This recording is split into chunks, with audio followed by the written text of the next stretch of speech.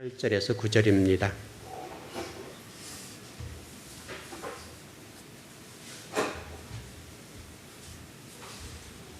요한계시록 4장 8절에서 9절 말씀입니다.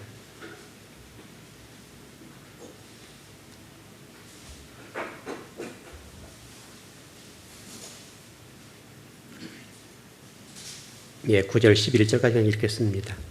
예, 8절부터서 말씀을 보시죠. 제 말씀을 봉독에 올립니다. 네 생물은 각각 6날개를 가졌고 그 안과 주위에는 눈들이 가득하더라.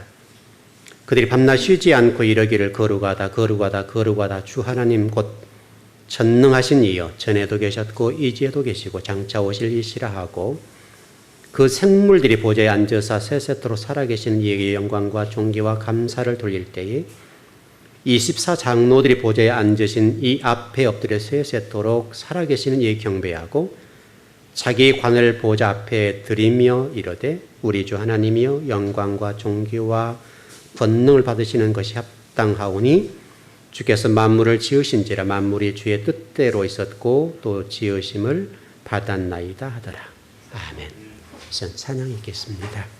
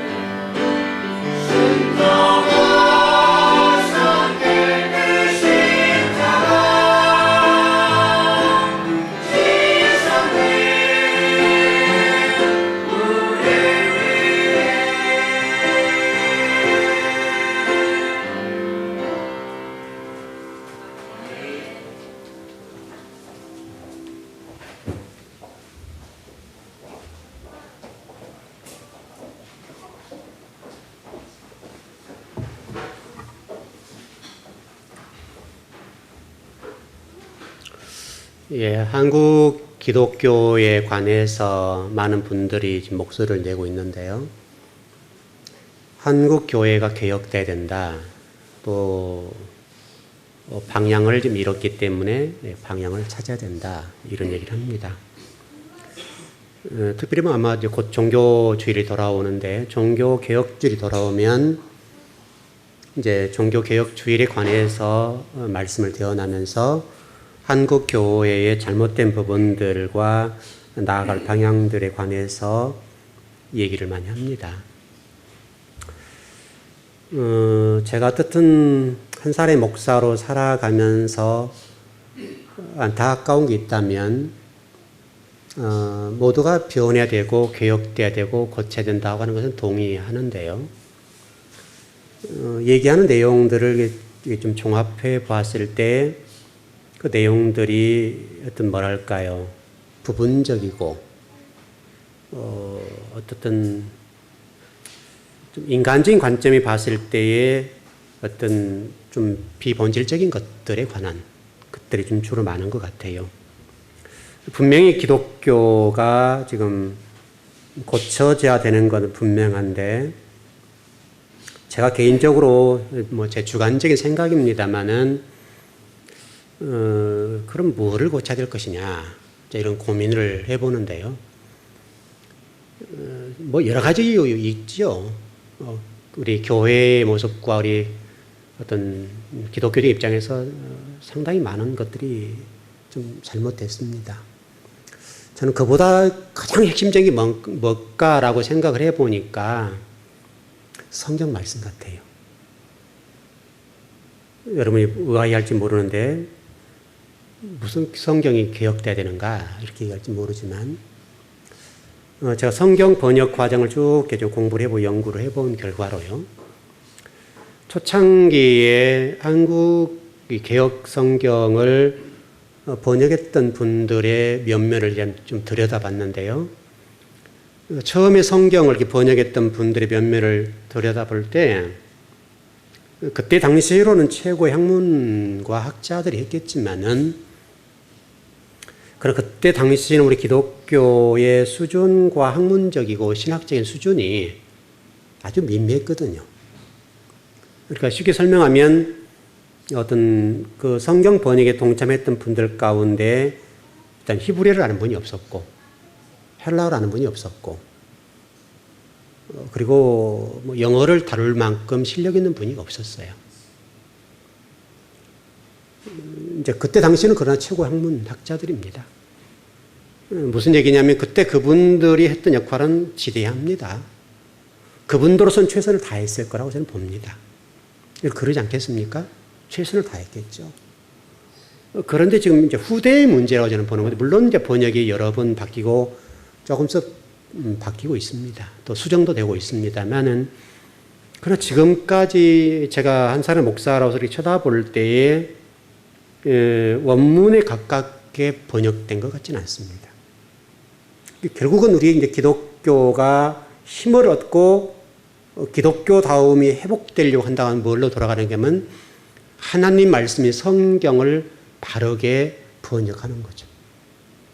바로 이제 이 번역의 문제가 잘못되면 성경을 잘못 가르치게 되고, 잘못 가르치게 되면 그것 때문에 신앙의 방향이 잘못되고 목적이 잘못되고 목표가 잘못되는 거니까, 결국은 성경을 제대로 번역해 놓으면 우리 목회자들이 잘 가르칠 거 아니에요. 그러니까 예를 들어서 우리가 성경이 잘못 번역된 것이 옳은 것이라고 보고 그걸 가르쳐 놓으면 그것을 우리가 우리 몸속에 받아들일 거 아닙니까? 깨닫고 또 지혜로 생각할 텐데, 근데 그것이 만약 잘못되었다고 보았을 때 고치려고 하게 되면 고쳐지겠냐고, 여러분. 근데 그게 우리 기독교가 좀 이렇게 좀 수준이 떨어지게 되고 이렇게 좀 더 성장과 성숙이 멈추게 된 근본적인 원인이 저는 거기에 있다고 봤습니다. 성경만 제대로 해석이 되고 제대로 번역이 되면 옳은 것과 그런 것이 분명해질 거 아니에요. 그럼 기독교의 어떤 부분적인 잘못은 있을 수 있어요. 완벽할 수 없습니다, 우리가. 완전한 교회를 지향하지만은 완전한 교회는 될 수가 없습니다. 우리 소아시 7교회를 통해 보셨던 것처럼 이 지구상에 있는 교회는 다 불완전합니다. 어떤 교회도 완벽한 교회는 없습니다. 우리 4장 5장 넘어가서 봤을 때 4장과 5장의 완전한 교회, 하늘의 교회를 설명하는 건데, 이제 그 정도까지 가려고 한다면 우리는 거의 불가능합니다. 다만 우리가 옳은 것과 그런 것 사이에 어떤 기독교적 입장에 봤을 때에 성경이 이게 맞다고 본다면 이것을 가르쳐 놓으면 이대로 갈 거 아니에요. 근데 잘못 가르쳐 놓은 것이 옳다고 생각해 버리면 이게 여러분 잘못된 신앙이 되는 거잖아요. 그렇게 되기 때문에 왜곡된 진리 때문에 기독교의 수준이 또 질적인 부분이 떨어지게 되면 하나님이 원래 계획하시고 뜻하신 바, 의도하신 바는 전혀 별개, 다르게 신앙할 수 있다는 거죠. 전 첫 번째로 그 문제가 회복되어야 된다고 봐요. 지금이라도 우리 신학자들, 우리 목회자들이 좀 머리를 맞대고 또 성경을 연구하는 분들이 머리를 맞대서 이 성경을 좀 제대로 번역해 놓는다면 우리 기독교가 훨씬 더 성숙할 것 같아요. 이 문제가 가장 큰 문제예요. 한 예를 들어볼까요? 여러분 이스라엘 그 백성들이 애굽에 나와가지고 시내산 앞에 딱 모여서 여러분 보세요.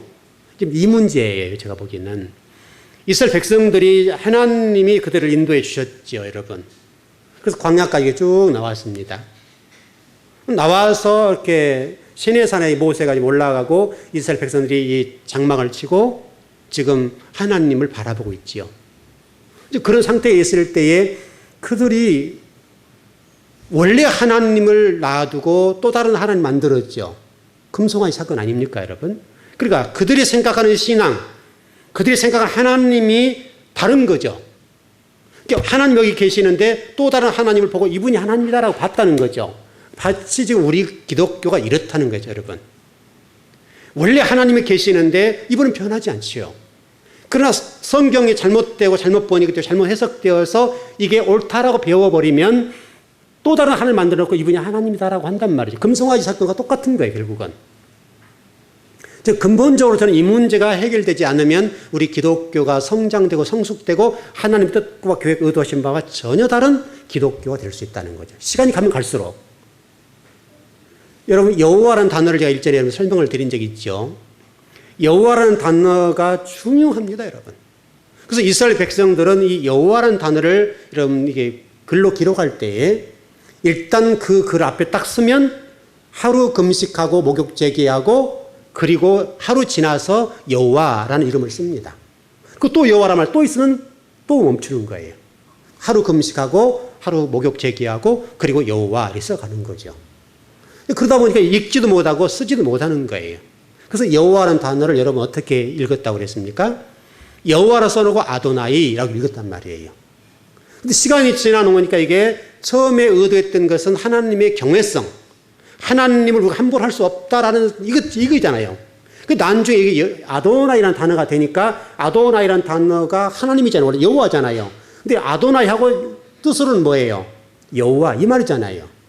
근데 후대에 가서 이 아도나이라는 단어가 전혀 엉뚱하게 쓰인단 말이죠. 그와 똑같은 거예요. 우리 기독교 처음에 잘못 번역되고 좀 그럴 수 있습니다만 후대들이 어떤 실력들이 있었으니까 잘해서 하나님과 신앙이 뭔지 성경이 뭔지를 바르게 잘 가르쳐 놨더라면 이런 문제가 발생하지 않죠.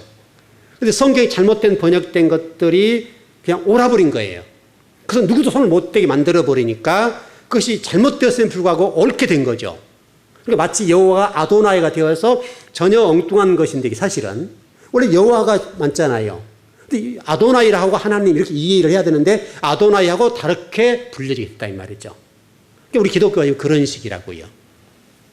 그렇게 되다 보니까 우리 기독교에 질적 저하가 와서 전혀 엉뚱한 하나님 만들어 놓고 어떤 기독교가 지향하고 추구한 바와 전혀 다른 기독교가 되어서 흘러가는 거죠. 그러니까 힘을 잃어버리고 세상 속에서 질타를 당하는 거죠. 전혀 다른 기독교예요. 이것이 조금 더 시간이 가면 더 아마 기독교가 힘을 잃을 겁니다. 지금이라도 우리가 바른 성경과 원래 하나님 말씀하셨던 그 계획하신 바, 뜻하신 바, 의도하신 바 성경으로 돌아가서 좀 시간이 걸릴지 모르지만은 우리 목회자나 신학자들이 성경을 좀 바르게 잘 번역하면 좋을 것 같아요. 이게 저는 첫 번째라고 봤어요. 이것만 좀 제대로 하면 좀 우리가 힘들더라도 우리가 잘못 왜곡되고 잘못 배웠던 것들을 수정하면 되거든요. 성도들은 제가 보기에는 언제든지 수정할 수 있다고 봐요. 문제는 목회자들이 이 잘못된 부분에 대해서 수정할 수 있느냐 없느냐 이 문제가 큰 것 같아요. 실질적으로 여러분 우리 제가 신학할 때 번역에 참여했던 교수들이 계셨는데요. 그분들이 안타까워서 하는 얘기가 무슨 얘기냐면 안 된다는 거예요. 그러니까 같이 번역에 참여했던 분들이 신학자, 목회자, 장로님들 같이 참여를 했거든요. 그 같이 참여한 분들 가운데 신학자들이 여러분 실력이 있잖아요. 이거 잘못 번역됐어요. 그거 고쳐야 된다. 이렇게 얘기하면 장로님들이 언어와 어투가 경건하지 못하다. 그래가지고 못 고치게 한다는 거예요. 결국 이게 문제예요.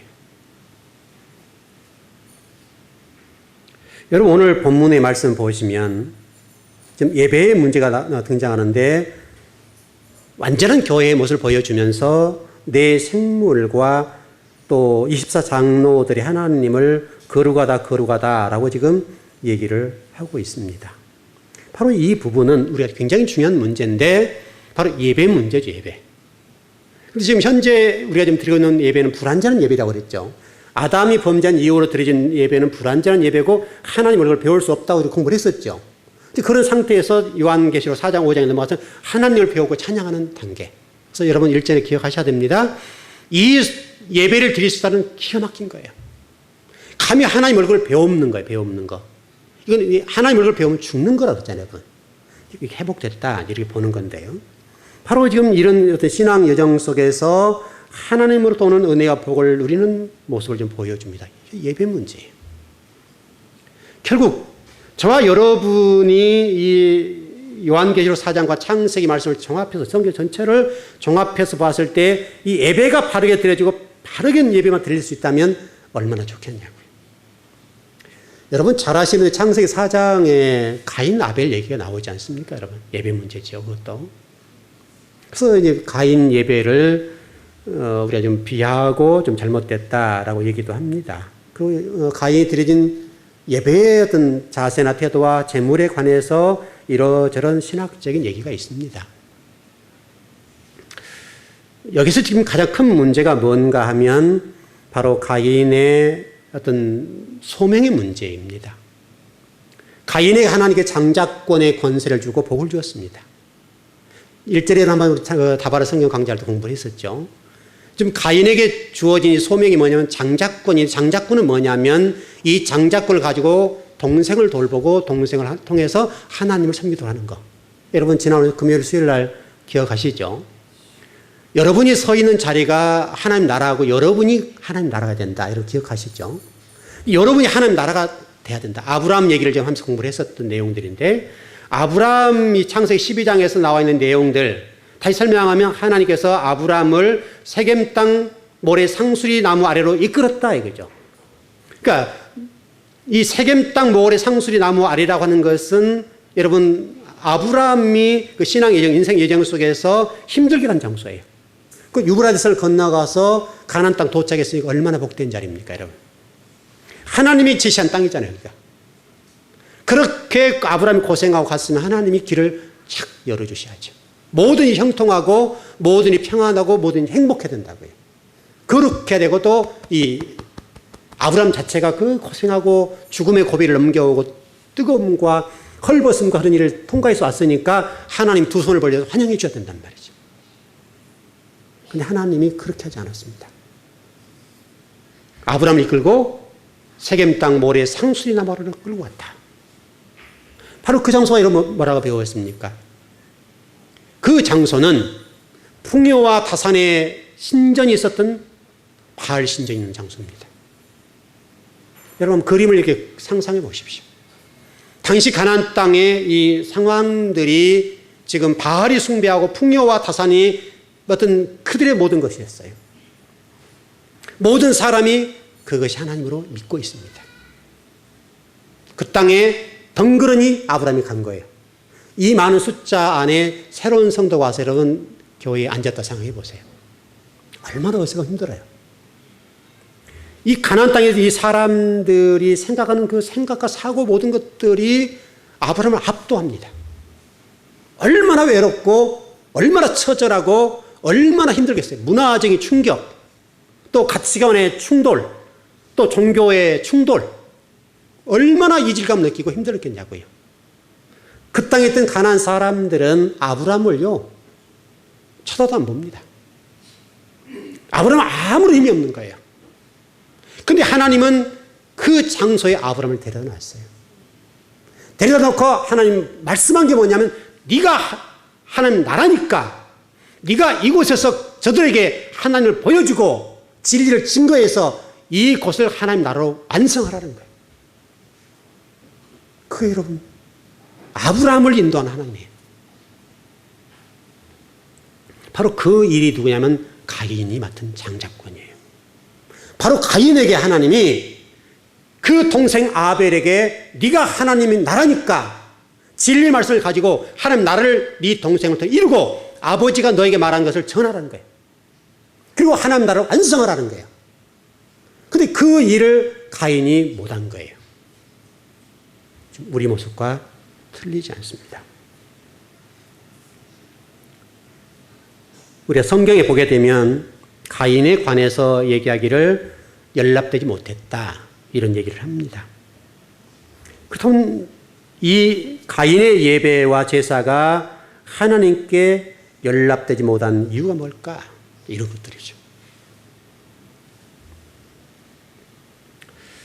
우리가 창세기 4장 3절 5절 이하의 문제는 이 최초의 예배의 모습을 그리고 있습니다.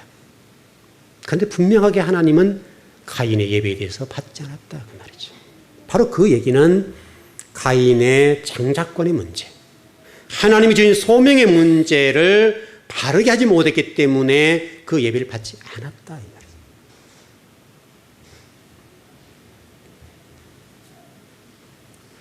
여러분 실질적으로 이제 우리가 이해할 때는 여러 가지 해석들이 많아서 가인이 드려진 제물이 피해가 아니었다, 정성이 떨어지다, 여러 가지 얘기를 합니다. 그러나 그것은 좀 여러 가지 학설이고요. 여러 가지 주장할 수는 있습니다. 그러나 그런 것 같지는 않습니다. 분명한 것은 지금 이 당시의 예배는 소제였습니다. 여러분 가인이 드렸던 제물이 잘못되지 않았습니다. 가인이 드린 그 예배는 번제가 아니고 소제였습니다. 소제라고 하는 것은 곡식을 빠뜨리는 예배입니다. 여러분 당시는 여러분 육식이 허락되지 않았습니다. 여러분 그렇지 않습니까? 여러분 상상을 해보십시오. 당시 아벨이라는 사람이 양을 쳤다라고 하면 상상을 해보십시오. 야생적인 양들을 잡아다가 길을 들이고 여러분 그랬을 거 아니에요. 야크 같은 이런 길들이 굉장히 힘들잖아요. 야성이 있으니까요. 그런 양들을 잡아다가 우리에 가두어서 키우는 장면입니다. 그런데 실질적으로 보면 아벨이 키웠던 양은 당시에 허락되지 않았던 겁니다. 이게 성경의 신비입니다. 바로 하나님이 이 사건과 이 이야기를 통해서 우리가 뭔가를 말씀하시려고 하신 거다 이 말이죠. 하나님이 의도적으로 당시에 육식을 키우지 않고 먹지 않았던 그 시점에 제물을 드리도록 했던 것은 하나님의 깊은 의도가 있다 이거예요. 분명히 예배는 소제입니다. 소제.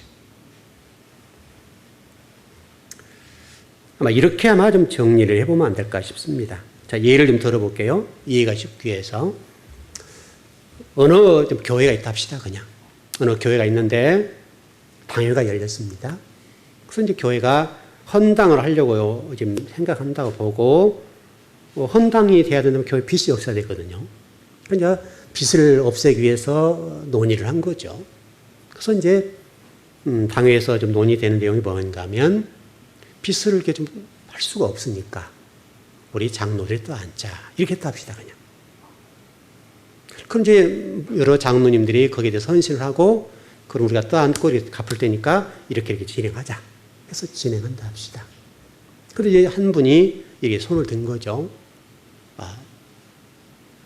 목사님 또는 장로님들 이렇게 할 거 아닙니까? 이 내용은 지금 이 자리에서 논의해도 되지 않으니까 집에 가 좀 생각해보고 기도해보고 합시다. 이렇게 했다 합시다. 그래서 모든 장로님들이 이제 어떤 결정을 못 내린 거죠. 그래서 좀 어렵다 해보십시다.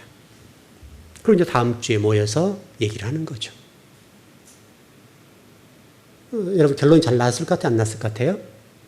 그렇게 되면 이 얘기가 똑같은 얘기입니다. 결론은 어떤 결론이 났는가 하면 어느 한 장로님이 그 시점에 사실은 실화입니다. 38억짜리 빌딩을 샀습니다. 38억. 작은 돈이 큰 돈이에요? 우리 서민들은 상상할 수 없는 돈입니다. 38억이면. 그분이 튼 겁니다, 사실은. 그리고 여러분, 어떻게 결정 내렸을 것 같아요? 세구자 합시다. 그렇게 됐답니다. 세구자가 얼마냐면, 한 구자에 100만 원이에요. 100만 원이에요. 300인데, 300도 3년에 의해서 갚겠습니다. 이렇게 결정이 났습니다. 잘한 당해, 못한 당해예요? 여러분 보십시오. 하나님이 38억짜리를 살 수 있도록 복을 주셨으면 또 다른 집이 있겠죠? 여러분 그래요, 안 그래요? 그러면 하나님이 38억이라는 이 돈 가운데 1억 정도 내면 무거운 짐이에요? 가벼운 짐이에요? 여러분 38억이 현금입니다. 38억짜리를 샀습니다. 1억 정도로 거기서 좀 빚을 융자받을 수 있죠, 여러분? 그게 큰 돈입니까? 별로 여러분 떨떠름하시네요. 1억이라는 게 굉장히 크죠. 물론 여러분이 생각하는 것과 제가 생각하면 좀 다를 수 있겠습니다만은 38억 가운데 1억은요. 그 38억짜리 빌딩에서 월세 나온 것을 충분히 커버 가능합니다. 결국 그분이 100만 원짜리 새 고자로 3년에 상환하기로 결정을 했습니다. 마치 이런 겁니다, 여러분. 우리가 가인을 나쁜 놈이다 라고 해석을 하고 가인처럼 신앙생활을 하면 안 된다라고 얘기합니다. 근데 실상은 우리가 삶 속에 들어와서 하나님 앞에 나를 드려야 될 때에 가인과 똑같더라 이거죠. 헌금 얘기해서 죄송한 부분입니다만은 여러분 신뢰를 들 수밖에 없으니까 그런 말씀을 좀 드립니다. 성경은 가인에 관해서 뭐라고 설명했는가 하면 네 안색의 변함이 어찌미뇨 이런 얘기가 나옵니다. 다시 설명하면 하나님이 지금 가인에게 뭐라고 묻는가 하면 네 동생 어디 있어? 이게 묻죠, 여러분. 이미 죽이고 난 다음이거든요. 원래는 가인은 아벨을 죽이면 안 되고 하나님 말씀을 전해서 가르치고 양육해서 하나님 나라를 만들어야 됩니다. 근데 그 소명을 사명으로 이루지 못했습니다. 그래서 동생을 죽였습니다. 그러지 하나님 묻는 거예요. 네 동생한테 네가 장자권자로서 진리를 보여주고 하나님 나를 보여주고 하나님 나를 세워야 될 그 아들 동생이 어디 있냐 이거예요. 그러니까 성경에 가인이 뭐라고 얘기했는가 하면 우리식으로 정리해 보면 왜 그러세요? 이렇게 했다는 거죠. 왜 그러세요? 하나님 제가 뭐 그 애를 지키는 자입니까? 뭐 이런 식으로 나오기도 하고 여러 가지 얘기가 나옵니다만은 그러나 우리가 여기서 지금 하나님의 깊은 의도와 생각들을 읽을 수 있어야 됩니다. 제가 모두 말씀드렸던 것처럼 이 당시에 가축을 들여서 제물로 삼는 것은 없었습니다. 이 당시는 소제입니다. 여러분 이스라엘 백성들이 육식을 시작한 게 언제입니까? 홍수부터입니다, 여러분. 그러니까 홍수 이전의 문제잖아요, 여러분. 홍수 이전의 문제이기 때문에 이 레위기를 통해서도 우리가 설명되는 것처럼 번제, 소제, 화목제, 또 속건제, 속제제 이렇게 있잖아요, 여러분. 그러니까 다시 설명하면 레위기부터서 이게 됐다, 제사가. 레위기부터서 피해 제사를 드리게 됐다 이 말이죠. 그런데 우리가 신학적으로 이걸 여러 가지 좀 해석을 합니다만은 아벨이 생존했을 때에는 여러분 고기를 먹지 않았을 때이기 때문에 소제로 드리니까 양이 필요 없을 때입니다. 그러면 여러분 아벨이 어떻게 양을 드리게 됐을까요? 하나님이 번제를 드리라는 말씀은 없었단 말이죠. 여러분 이게 이제 우리가 신앙생활에서 잘 생각해 봐야 될 부분입니다. 바로 가인과 아벨의 문제입니다. 이렇게 정리하면 될 것 같습니다. 당시는 여러분 농경사회입니다. 여러분 구약 성경 농경사회죠. 농경사회이기 때문에 농경사회에 맞게 기록됐습니다. 가인이 농사하는 자로서 장자권자로 모든 것들을 물려받았습니다. 여러분 지금도 장자권에 대한 것들이 강하죠, 우리나라 지금도.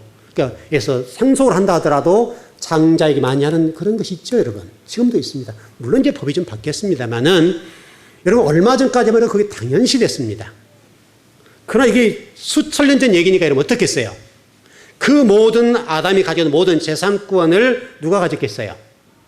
카인이 가졌습니다. 농사에 관련된 모든 것들은 카인이 가졌습니다. 그럼 아벨은요? 곡식이 풍부했을까요? 부족했을까요? 부족했습니다, 여러분. 이런 식입니다. 아마 지금 이 유통이라는 관점이 그때 좀 생겨나는 것 같은데, 형이 농사를 열심히 지으면 동생은 곡식을 얻어와야 됩니다. 여러분, 가정을 세웠잖아요. 곡식을 얻어와야 되니까 곡식 대신에 뭐를 주겠습니까, 여러분? 곡식을 가져오려면 뭐를 주겠어요? 채무를 줬겠죠. 그에 합당한 뭔가 대가를 지불했겠죠. 양을 지불했다, 양을.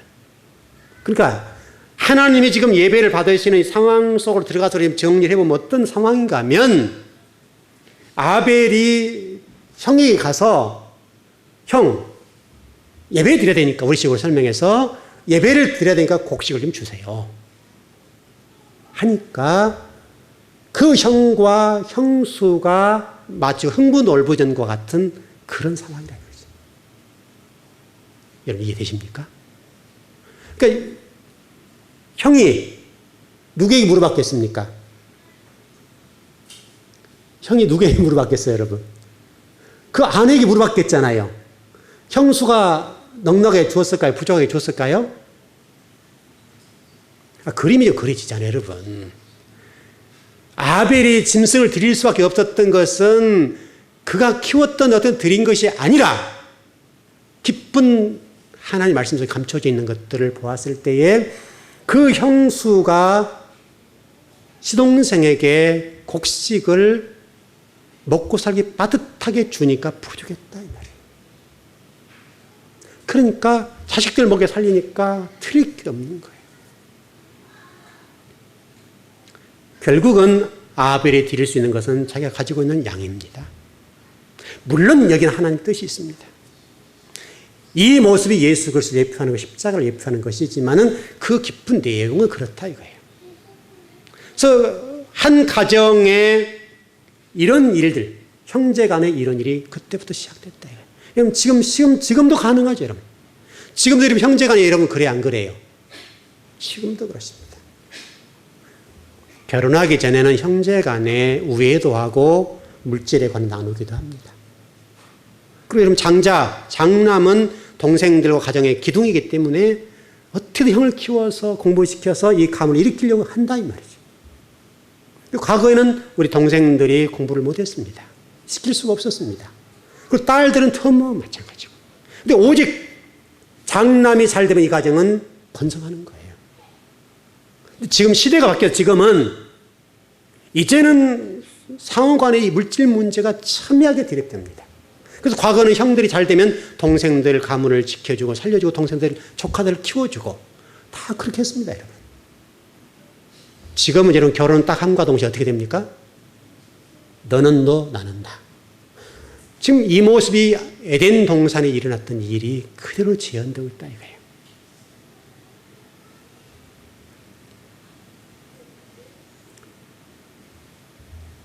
아벨이 특별히 피해 제사를 드리려고 하는 부분이 아니라, 물론 그게 하나님의 의도가 있습니다. 바로 이 가정사의 문제가 벌어진 거예요. 우리 교회 여성도님들은 형제 간에 또 이웃 간에 또 하나님 나라를 섬기는 일에 있어서 가인의 아내가 아니었으면 좋겠습니다. 이 문제가 결국은 동생을 쳐 죽이는 데까지 갑니다. 하나님이 미움받게 되니까 동생을 쳐 죽이는 일까지 가게 된 것을 볼 수가 있습니다. 히브리서 11장 4절에는 뭐라고 설명한가 하면 아벨이 믿음으로 가인보다 더 바른 예배를 드렸다, 이렇게 설명을 하고 있습니다.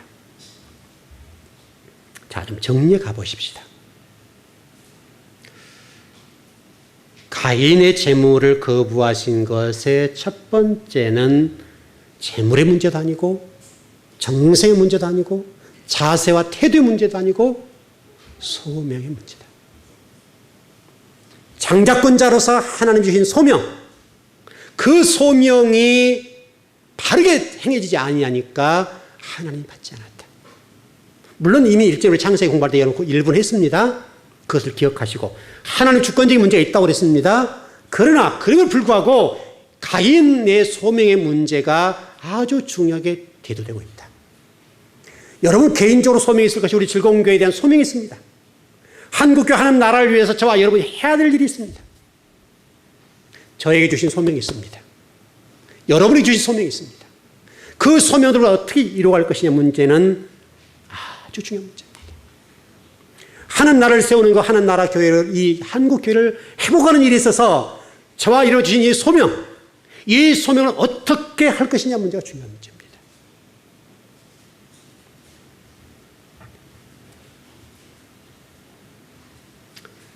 여러분, 하나님께서 가인에게 이런 얘기를 합니다. 네가 선하게 행했다고 한다면 어찌 네가 얼굴을 못 들어? 이런 말씀 있죠. 여러분, 이 당시에 선이 뭡니까? 지금도 선이 뭡니까, 여러분? 선이 뭘까요, 선? 착하게 사는 게 선입니까, 여러분? 선이라고 하는 것은 우리가 생각하는 윤리와 도덕과는 전혀 관계없습니다. 이때 당시 선이라고 하는 것은 하나님의 뜻을 행하는 겁니다. 지금도 동일합니다. 하나님의 뜻을 행하고 하나님의 계획하신 바를 이루어드린 것, 그게 선입니다. 결국은 한국 기독교와 저와 여러분이 선합니까? 이렇게 정리가 돼야 되죠. 즐거운 교회의 선이 뭡니까? 우리 즐거운 교회 비록 미미한 성도가 모여 있지만 하나님의 즐거운 교회를 이 시대에 이곳에 세워주신 하나님의 의도, 계획하신 바, 뜻하신 바가 뭡니까? 우리는 일당백을 감당하는 오직 하나님의 뜻과 계획을 이루어드리는 그런 교회. 그게 우리 교회의 소명입니다. 하나님의 즐거운 교회를 이곳에 세워진 것은 우리 즐거운 교회를 통해서 우리가 뭐 특별한 어떤 것을 이루는 것이 아니라 하나님의 뜻하신 바와 계획하신 바와 의도하신 바를 이루어내라고 이곳에 세워주셨습니다. 여러분을 이 즐거운 교회의 공동체 일원으로 세워주신 것은 여러분이 이 즐거운 교회를 위해서 어떤 덕을 보거나 인간적으로 성공을 하거나 부를 누리거나 그런 데 있지 않습니다.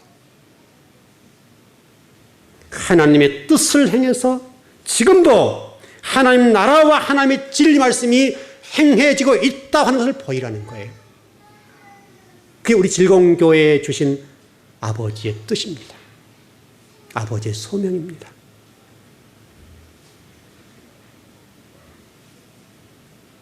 여러분이 말씀을 배울 때에 이런 각도에서 말씀을 배우고 이 내용들을 심각하게 받아들이고 하나님이 준엄한 이 말씀, 하나님이 즐거운 교회를 통해서 하나님 나라와 뜻을 세우기를 원하시는 그 소명하심에 대해서 우리가 깨어서 근신하고 기도하고 한국교회를 바라보며 가슴을 치면서 하나님은 어찌합니까? 우리 자신을 바라보면서 하나님 나는 왜 이럴까요? 가슴을 치면서 말씀으로 돌아가서 아버지를 바라볼 수 있어야 됩니다.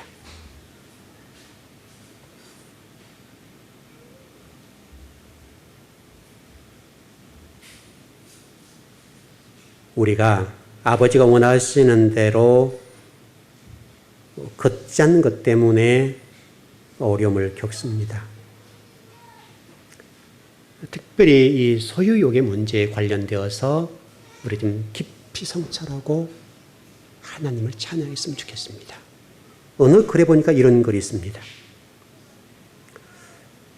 여자의 소유욕은, 죄송합니다. 어떤 글이니까 여러분요, 이해하시고 들으십시오. 여자의 소유욕을 다스린 것이야말로 자멸의 종착역을 향해 질주하는 인류 역사의 속도를 늦추는 최상의 처방전이다. 이렇게 기록됐습니다.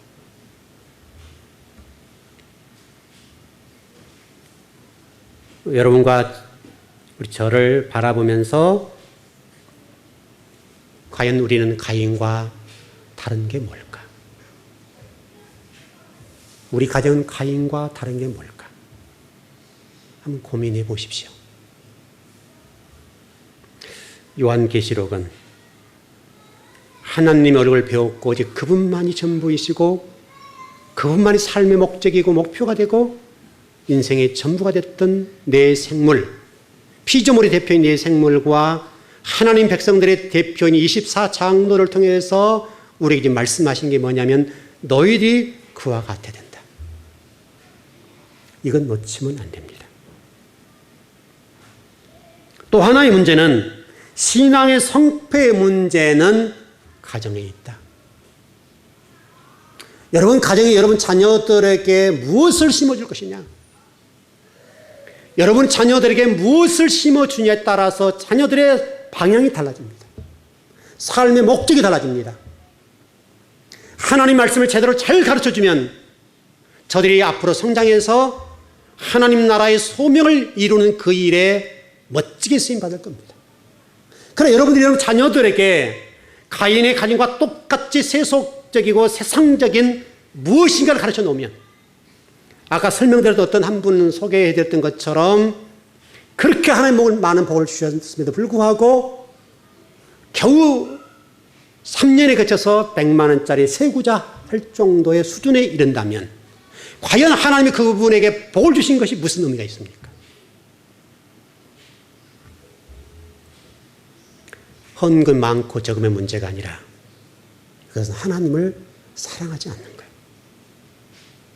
가정의 문제.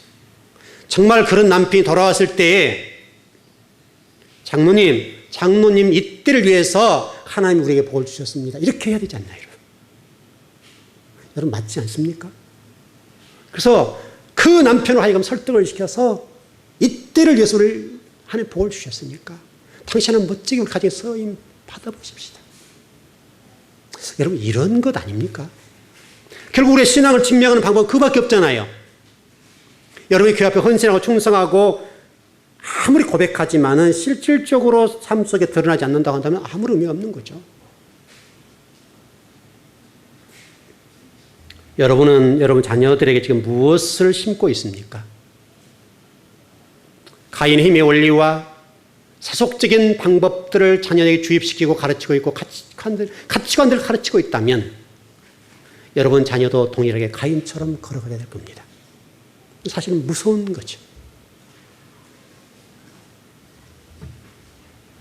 비록 아벨은 형으로부터서 힘들게 살았지만 그의 소리는 지금도 들려옵니다. 아벨을 통해서 말씀하신 하나님의 준엄한 말씀이 지금도 들려옵니다. 아벨은 그것을 위해서 죽임을 당했습니다. 그렇다면 우리가 또한 그와 같은 또 다른 아벨이 되어서 하나님 나라와 교회를 세워간다고 한다면 하나님 나라는 어떻게 되겠습니까? 멋지게 세워지지 않겠습니까, 여러분? 개인에 주신 소명이 다를 거고 또 우리 교회에 주신 사명이 다를 수 있습니다만은 교회적으로 정리한다면 우리 교회는 이 시대를 향한 등대와 같은 교회로서 진리를 대언하는 교회가 되어야 됩니다. 이것이 우리 교회의 소명입니다. 이 일을 잘하냐 못하냐 문제는 아주 중요한 문제입니다. 이것이 우리 교회에 주신 장자권입니다. 이걸 통해서 한국 교회와 하나님 나라가 건강하게 세워졌으면 좋겠습니다. 그날을 위해서 도전해 가십시다. 힘들고 어렵지만 걸어가 보십시다. 반드시 하나님은 여러분의 수고와 헌신과 진리를 향한 그 외침들을 기억하실 것입니다. 기도하겠습니다.